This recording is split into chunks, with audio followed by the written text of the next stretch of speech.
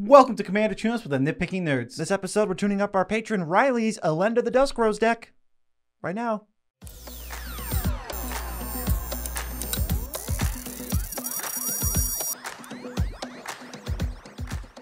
I'm your host, Joe Cherries. I'm your host, Beezy, and that makes us the Nitpicking Nerds, bringing you daily content 82 days in a row. If that's not worth subscribing, go ahead over to our Patreon and give us actual money instead so we can help live our dreams. Also, if you just want to buy cards and help us at the same time, you spend $0 additional when you buy TCG cards, starting with the link in the description. So go do that, and we'll thank you by making more videos. Yes. So, what are we doing today? Well, we're doing Commander Tune-Ups. Now, what you're thinking, what's a Commander Tune-Up, Joe? Huh? It's where we take a patron-submitted deck, and under their restrictions, we make the deck better. Just better. Bigger? Were you going to say bigger? But I realized the deck is the same size. No, the deck is now larger. Yeah. Okay. Riley, check your collection. You're going to notice something. Yeah. So we're making the deck better under his restrictions. His restrictions for this deck were, well, he didn't have any. Great. I avoided the throwing in off-color fetches. I avoided the throwing in the mana crypt. Yeah, mana crypt. These are non-decisions that are so obvious it helps no one to suggest them. Yes, exactly. So that's not useful. So the first thing we got to do before we actually talk about what this deck is who is the commander of the deck? Well, it's Elenda the Dusk Rose. 2 black-white for a 1/1 vampire knight with lifelink. Whenever another creature dies, put a counter on her. When she dies, you make X 1/1s with lifelink, where X is her power. So basically we want to augment her power. The main way is sacrificing our stuff because this is an aristocrat's deck. And this card notably doesn't care where the creatures die from and doesn't care about the number of +1/+1 counters on it. It just says its power.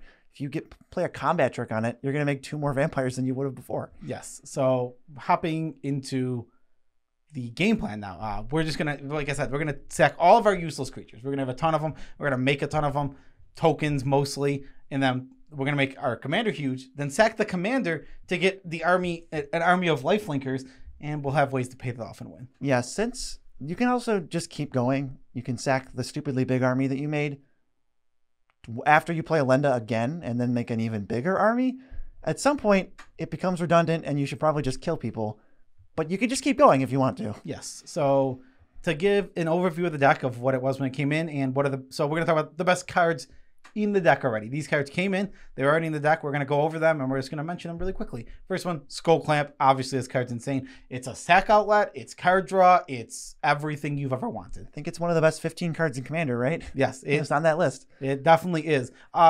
Number 2, one of the best cards in the deck, actually, Blackberry Forge. I didn't realize how insane this card was in this deck, but I mean, this doesn't matter. You just play her out, and then if you get the sword on her, okay, what's your number of lands? Because her power is pumped by that now.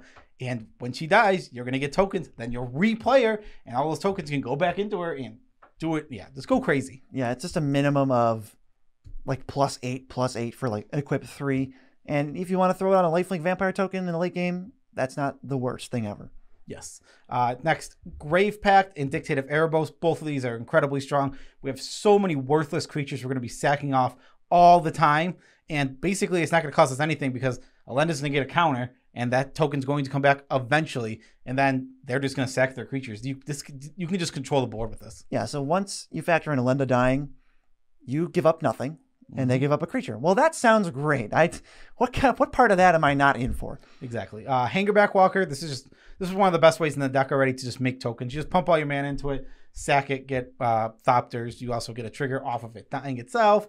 Great. We love death triggers in this deck. There's actually one of the cards I added cares about death triggers. The best sack outlets in the deck already were Carrion Feeder, Viscera Seer. Great cards. I mean, you know these sack outlets. It's only fun without them. There's also Cruel Celebrant, Zulaport Cutthroat, and Blood Artist. Just the 3 amigos of draining people out when we're already doing this thing. Yeah, Elenda gets really big and she makes tokens, but we don't even have to bother attacking with her. If we can just make 30 creatures, sack them all, Elenda becomes a 34/34. Sack her, make 34 creatures, and then sack them all. We don't have to do anything. We just won because we played a Cruel Celebrant. Yes, all 3 of these cards can win, or some of our best win cons, because we just, everything is so useless and tokeny. Not to hurt the blow, make a blow to morale for this deck. You know, the creatures in it, we really value you guys, but you're useless. They're really bad. I mean, they're supposed to be bad. The idea isn't that we're definitely taking quantity over quality when it comes to these creatures. I just feel bad for them. What if they're watching? What if like Hunted Wumpus is watching? Yeah, right what if now? Hunted Wumpus is watching right now? Isn't that like a 4-mana 6/6? No, Hunted Witness. Hunted Witness. Oh my god. Yeah, exactly. Our creatures are useless. We have useless things. We don't care about these things. Hunted Wumpus probably also watching. All right, so the budget for this deck, there isn't one, but we still kept it a little reasonable. I spent $232.06. There was a lot of things I wanted to add to this deck, so I did spend quite a bit of budget. Kind of broke the bank a little. This is like the highest budget for a tune-up ever. Yeah, it's pretty high. But again, he didn't have a restriction, so I went a little crazy. This is for him, right? It's for Riley, so exactly. Everyone else is just along for the ride. Yeah, the original average CMC of this deck was 2.96, and the new average CMC was 2.82. Damn, we're good. The only correction, mana value. Mana value. Because you got me a couple weeks ago. You know what? That's fair. I did get you a couple weeks ago. Average mana value of the deck is 2.82. Wow. I can't speak. You just got yourself. Let's go on to the number of changes total, which was 40, which is a ton. So let's get into... It's 40% of the deck. What we did. So we're doing things a little bit differently this time. I broke down the adds and cuts into subsections. So I'm going to tell you the cuts from that subsection, and then I'm going to tell you the adds in that subsection. First one was a theme of the deck, life gain. Yeah, we had a lot of life gain cards in this deck, and guess what?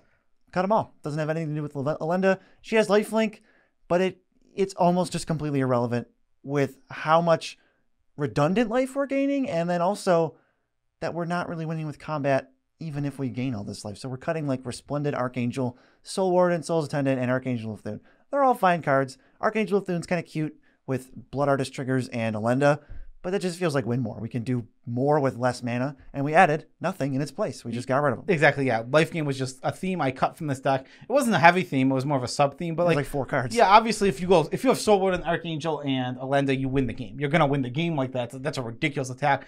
But that's not what this deck is looking to do. There's better ways to do stuff like that in this deck, and then we'll get to it, don't worry. Next is card draw. We cut a little old card that we just keep ragging on no matter what lately. Phyrexian Arena, bye. We added a bunch of good cards though. Well, yeah, here's the reason for this cut. I mean, so there wasn't a ton of card draw in this deck, so I didn't need to want to cut a ton of card draw, but it took me, I added 5 things here, and every single one of these cards is just better. Better synergy, and it's just nuts. They're all nuts. I mean, I'll just start reading these off. Dark Prophecy just says when a creature you control dies, boom, draw a card. Yawgmoth, same thing, but he's a sack outlet. Liliana, static ability, can just win the game, especially with Yawgmoth. And then just absolutely the best home ever for Plum the Forbidden. Oh, yeah. Sack your whole team, draw like 13 cards. It all goes back into Elenda anyway. Even in response to removal, you can get this and draw a bunch of cards. Yes. Save yourself from a board wipe. For Dark Prophecy, I want to mention this was not a good deck for Midnight Reaper and Grim Horror Specs. I had them in originally when I started working this, and I'm like, there's just too many tokens. Right. Dark Prophecy doesn't care if it's token or non-token, but the other two care. Yes, exactly. So those two care if they're token. This one does not. And I know it's not a creature, but ultimately there's so many tokens in this deck because, I mean, even Elenda herself, maybe if Elenda herself didn't make 58 tokens, then I wouldn't care, but she just makes like 20 tokens herself. Up next, we have board wipes. I want to mention one thing really quickly here. This deck had the worst choice for a board wipe I think I've ever seen for this deck. Deadly Tempest was in this deck, and I went, we make 1 million guys. We're gonna lose 1 million life. Yeah, let's not bother with that. No. Let's get Day of Judgment out of here. Let's get Wrath of God out of here. Deadly Tempest, a little too risky for my preference, but oh my god, slash the ranks. All our tokens are going to get sacked anyway. So we're going to lose like the Viscerous here, maybe the Cruel Celebrant. But the point is we need to wipe the board. Oh, Elenda, our 22/22 lifelinker, gets to stay. Everything that just died makes her bigger, and then we kill someone. We literally just kill someone with commander damage. I was super happy when I was going through and like picking, like I picked Tragic Arrogance. It's one of our favorite ones. It's even better than Slash the Rank. It is better than Slash the Ranks. Tragic Arrogance is one of the best boards ever. I was so proud of Slash the Ranks. When I saw that card, I'm like, that's so perfect. You just do one of them. Elenda triggers off of your creatures, their creatures. It's going to be so big after Slash Ranks. You're just going to attack with your 24/24 Elenda. Boom. Okay, I'll gain 24 life. And kill someone. And just all you have to do, make sure you have a land that I added. Or land that was, we'll do the land that's already in the deck. Have your Phyrexian Altar? Tower. And then or High Market. Just make sure it's untapped, and your Elenda can never die without you profiting. It doesn't. No funny business. She can't go to my hand or exile without my say-so. Exactly. Oh, card is... I mean, I love those two board wipes. I mean, Wrath of God, Day of Judgment are never going to do what those other two will do, where they leave Elenda behind to be just gigantic. Yeah, those other 3 board wipes we cut, we just added 2 that are win conditions. Board wipes usually don't do that. Oh my God, a card I didn't add to this deck that I'm going to suggest as an ad is Deadly Vanity / Selfless Glyph Weaver. I missed it. I'll admit my miss. I did not. It's not in the deck, and it won't be in the deck list at the final because we have our final deck list already.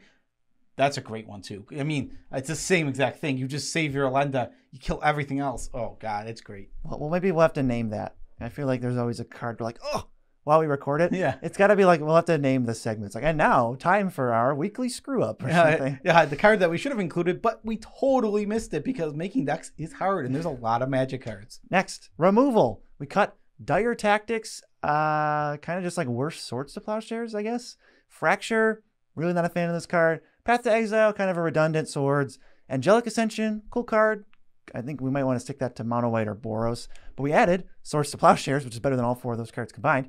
Anguished Unmaking, one of the best black-white staples out there. Generous Gift, one of Joe's favorite cards, and he'll never not add it to a white deck. You're right. And Zat's Will, which can make, I don't know, like 8 tokens and then hate out their graveyard. Oh, I thought this card was great. I was looking for removal, and I'm like, wow. This is so synergistic with the deck. You get rid of all their graveyards. You get rid of all their biggest 3-for-1. Their biggest powered or CMC threats. I can't remember. It doesn't matter. Regardless, you get rid of their biggest threats, and then you just you get so many tokens. Profit. This is the step 3. There's so much profit in this card. I love it. Next, we're moving on to Ramp. There wasn't a lot of ramp in this deck. I noticed. It was very light. So I cut Charcoal Diamond and Marble Diamond because.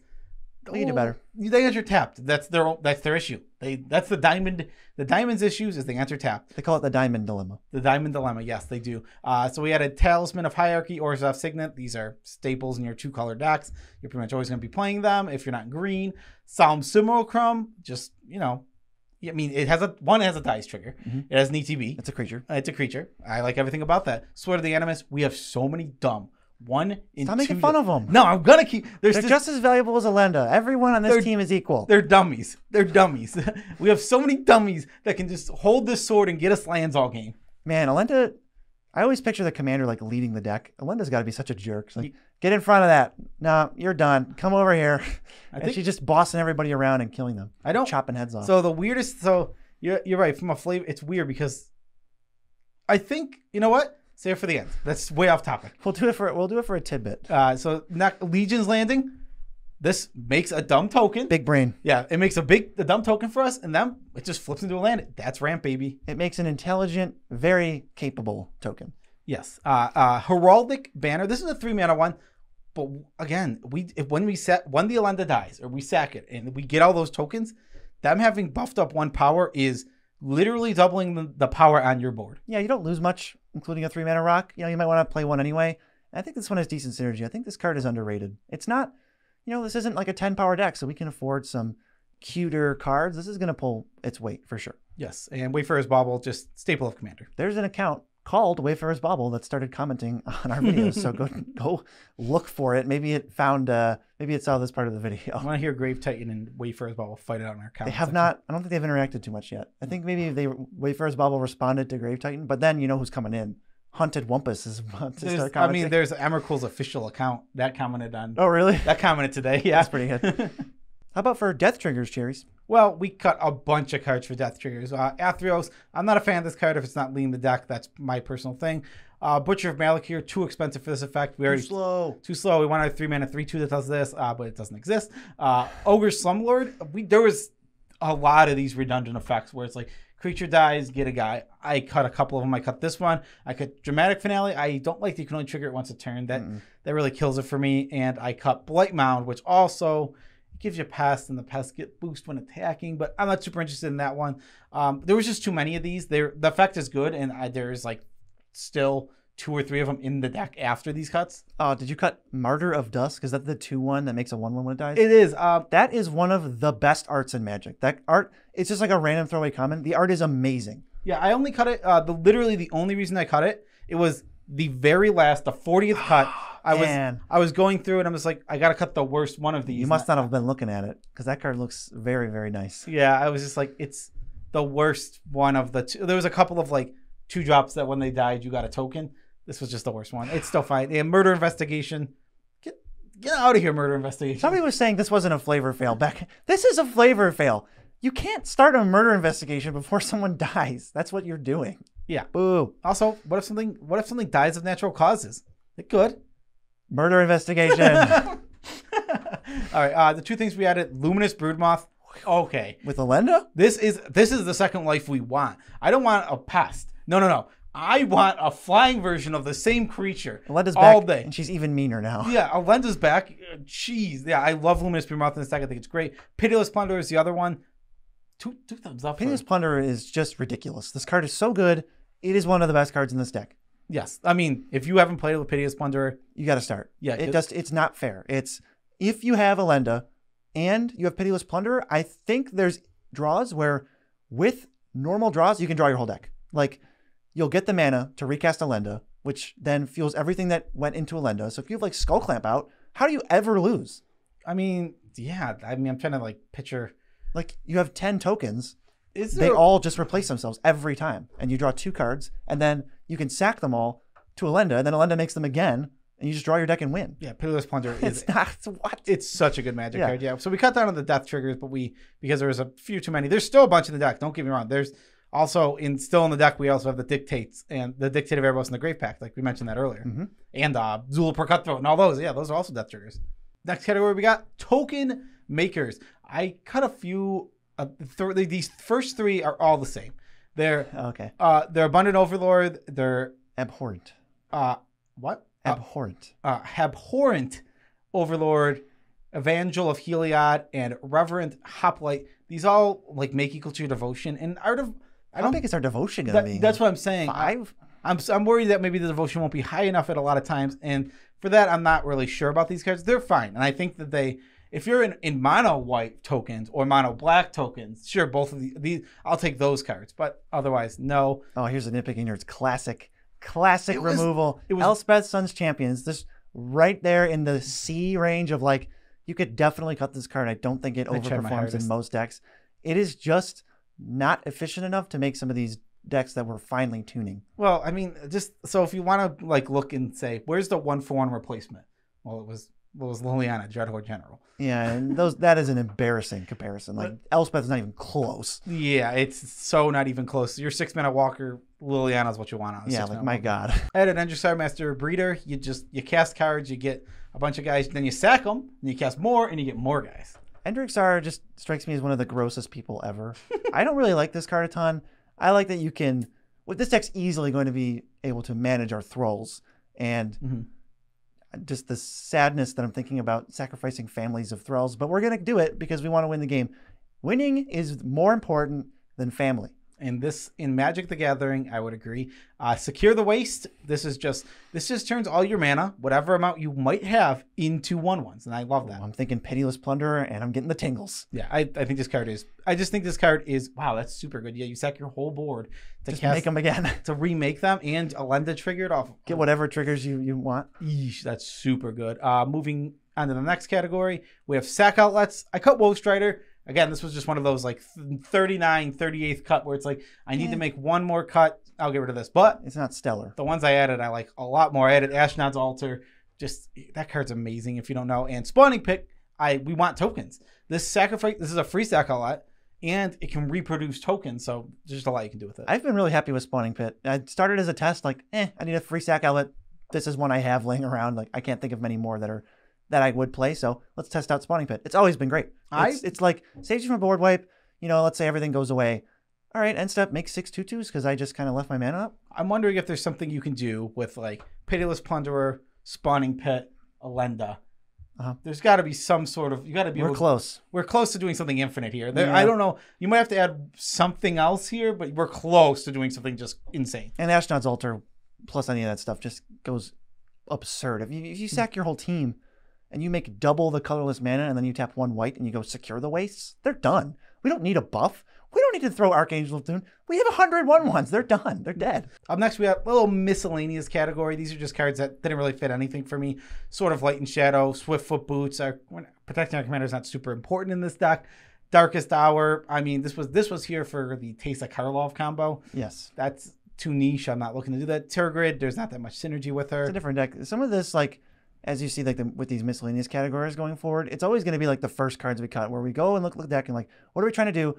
We hear from the patron, we heard from Riley, what are we trying to do? And then we just go, these don't do any of that. And then we cut those first. 2 cards I added in this category. Flawless Maneuver. Just, it stops you from getting wiped at awkward times. Sometimes you don't have your sack outlet out. And you get put in these situations where it's like, I don't want my whole board to die at once. I want these all to die, then Elenda to die. But you can't control that. But with this, you can sometimes prevent it. Yeah, I was thinking Elenda was a bad guy in this deck. She's probably just as scared as everyone else. She knows she's going to die.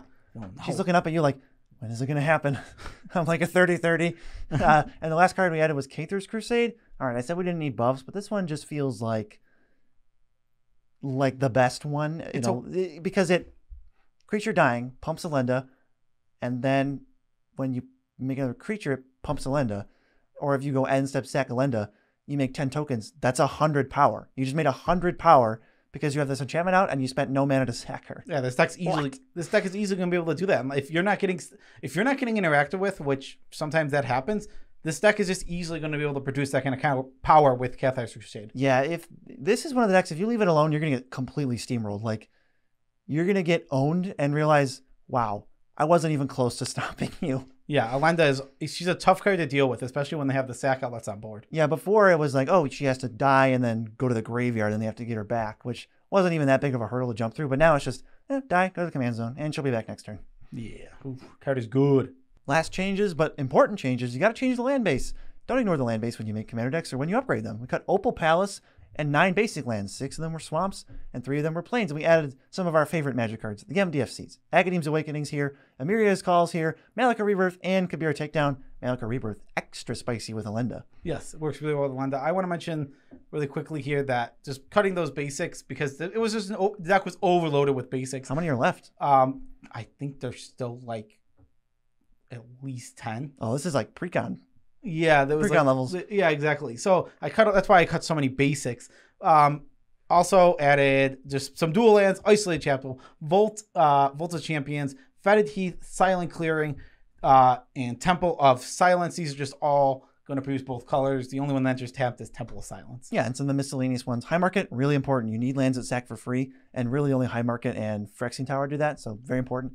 Mirrored Landscape, it's ramp, baby. As long as you're not playing a 9 or 10, it's totally passable. Castle Ardenvale, once in a million years, you'll make a 1/1 and you'll be like, hey, I'm glad this wasn't a Plains. Bajuka Bog is a staple, and actually the best magic card ever printed. Field of the Dead goes great in this deck because it makes tokens and it requires almost no effort. So yeah, BC will throw it in any deck, even if it's like minimal synergy. This deck just has all the synergy. Oh, did we add snow basics? I didn't. I can throw that in here. Split your basics up. Do half your plains should be snow and half should be non-snow. Yeah, I started out trying 1 snow of each, but it's harder to search your deck, and the downside is nothing to just split them 50-50. So that's what I've been doing. And besides being split 50-50 is better because if you get milled or something. But also if you're naturally drawing. Like if you naturally draw a plains, you want to draw the 2 different ones. Yeah, you want to be more likely or equally likely to draw each one. Yes. And the last thing I want to mention about these lands just before we end this video, there was only 32. It was pretty low count. I took the count.